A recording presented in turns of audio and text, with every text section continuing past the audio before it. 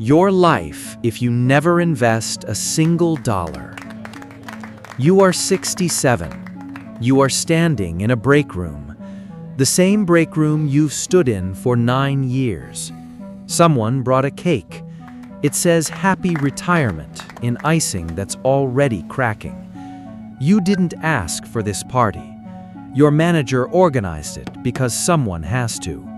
You smile because that's what you do at parties. You smile because the alternative is letting them see your face do what it actually wants to do. You go home that night. You sit at your kitchen table. You open your bank app. The number is $61,400. That's it. That's the whole thing. 47 years of work, and the number fits on a used car lot sign. You didn't do anything wrong. You paid your bills. You showed up. You never missed a mortgage payment.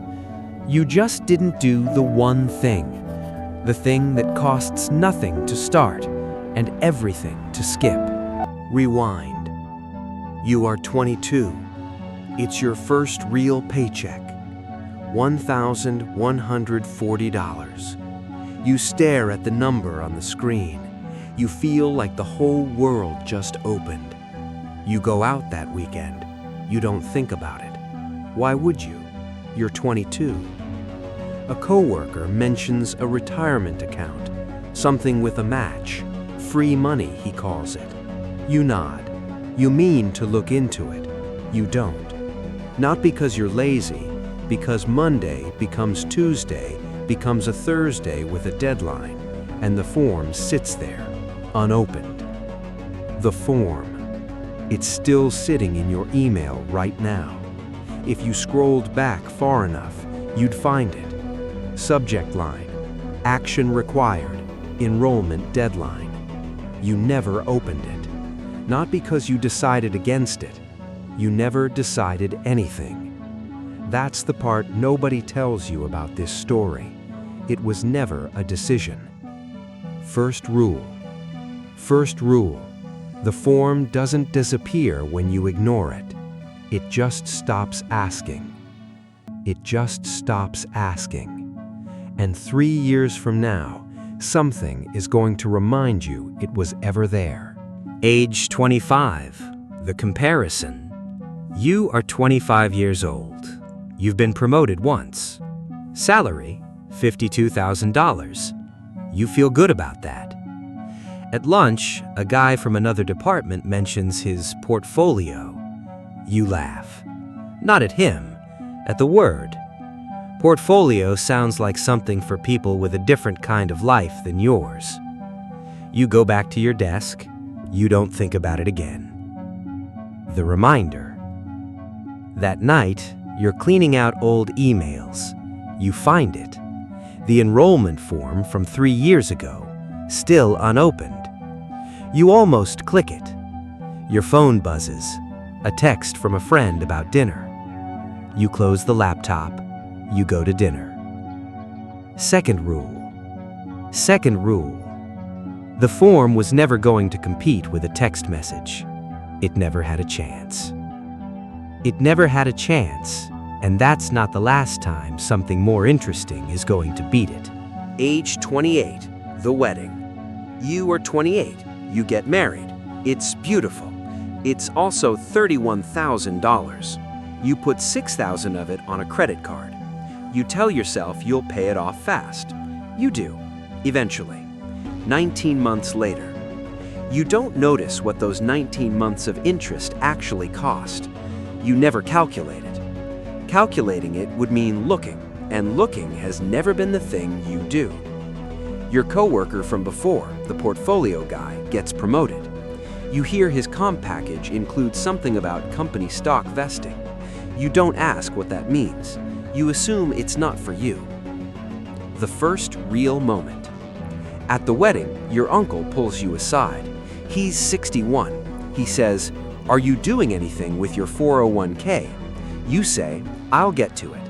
He nods like he's heard that sentence before. He probably has. He says it for himself. Third rule. Third rule. "I'll get to it" is the most expensive sentence in the English language, and nobody ever hears themselves say it. Nobody ever hears themselves say it, but somewhere in your 30s, it's going to start costing you in a way you can actually feel. Age 32, the house. You are 32. You buy a house, $340,000. The down payment takes everything you saved. You tell yourself this is the investment. The house is the plan. A financial advisor would tell you a house isn't a retirement plan. It's a place to live that happens to also cost money. But you don't talk to a financial advisor. You've never talked to one. You don't know anyone who has. The quiet years. The next few years pass the way years do when you're not paying attention to them. Raises come, they get absorbed. A nicer car, nicer vacations, a kitchen renovation you didn't need but wanted. Every dollar that could have gone somewhere quietly went somewhere else instead. Not recklessly, just normally, the way everyone you know spends money. You are not behind your friends. That's the part that makes it invisible. You are exactly even with all of them, which feels safe. It isn't. Fourth rule. Normal isn't the same as safe. Normal just means nobody around you has looked down yet either. Nobody around you has looked down yet either. But in your 40s, someone is finally going to do the math out loud in front of you. Age 41. The math. You are 41.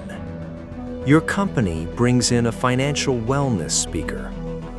Mandatory lunch and learn. Free pizza. You almost skip it. You don't. The speaker puts up a slide.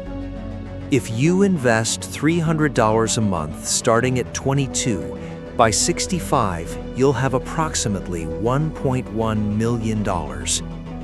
You do the math in your head before you can stop yourself. You are 41, not 22.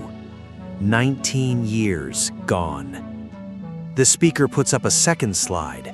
If you start at 41 instead, that same monthly amount becomes roughly $230,000. The room is quiet. You are not the only one doing math, but you feel like you are. The walk back. You walk back to your desk. You don't talk to anyone. You sit down. You open your bank account. Checking, $4,200. Savings, $11,000. That's the whole picture. 19 years of paychecks, and the number doesn't even cover 2 years of your current salary. You close the laptop. You don't open an account that day. You tell yourself you will, this weekend. Fifth rule. The gap doesn't arrive all at once. It arrives one ignored Tuesday at a time, until one day, someone shows you the total. Until one day, someone shows you the total. And by your 50s, the math stops being something you can outrun. Age 49. The friend. You are 49. An old friend from college reaches out. You haven't talked in years. He wants to catch up. You meet for coffee. He's relaxed in a way you don't recognize. He mentions he's coasting now. He explains what that means. He started putting money away at 24. Not much, $250 a month. He forgot about it most years. He says it like it's nothing. He says the number now has 6 figures and an extra digit you didn't expect. He's not bragging. That's what makes it worse. He genuinely doesn't think it's a big deal. To him, it isn't. It was one decision he made once and never had to think about again. The calculation you can't undo. You do the math that night. You are 49. If you started today, even aggressively, even cutting things you don't want to cut, you would need decades to catch a number he reached by accident. The math isn't cruel, it's just math. Compounding doesn't care about your reasons, it only cares about time. And time is the one thing you cannot buy back, at any price, at any income. Sixth rule: money problems can be solved with more money. Time problems cannot. Time problems cannot. And there's one more number coming, the one that decides how the rest of your life actually looks. Age 58, the decision. You are 58. You finally open an investment account. Better late than never, you tell yourself. That's true. It's also not enough. You put in $400 a month, aggressively for someone your age. You watch a projection calculator. Age 67, you'll have roughly $54,000 from this account. Added to the house equity, added to the small 401k you started contributing to at 41 after the lunch and learn, the total comes to around $61,000 in this account, plus Social Security, plus whatever the house is worth if you sell it. You do the math you've been avoiding for 36 years. It's not zero. It was never going to be zero, but it's not what it could have been. It's the receipt for every year you meant to start. The visit. Your niece is 23. She asks you for advice over dinner. You tell her one thing, just one thing. Open the account this week, not next month, not after the wedding, not after the house, this week. She laughs a little, the way you laughed at 25. You don't laugh back. Seventh rule. Nobody regrets the years they invested. They only ever regret the years they didn't. And now you're standing exactly where this story started. Age 67. The party. You are 67. The break room. The cake with cracking icing. You go home. You sit at the kitchen table. $61,400. You think about the form you never opened at 22. You think about the lunch and learn at 41. You think about your friend who forgot $250 a month and ended up fine. You think about your niece. You hope she actually does it this week. You don't know if she will. Most people don't. The final number. You're not destitute. You'll be okay. Okay is the word you keep landing on. Not free, not comfortable in the way you imagined at 25. Okay. You'll need to work part-time for a few years. You'll need to sell the house eventually. You'll watch every dollar the way you watched dollars at 22. Except now, there's no more time on the other side of the math to fix it. The cycle. Somewhere right now, a 22-year-old is staring at their first paycheck, $1,140. The number feels like the whole world opening. An email sits in their inbox. Action required. Enrollment deadline. They mean to look into it. They don't. Not because they decided against it. They never decide anything. Monday becomes Tuesday, becomes a text about dinner. The form just stops asking. And somewhere 45 years from now, there's a break room and a cake and a number that fits on a used car lot sign. Final truth. You didn't lose your money to a bad decision.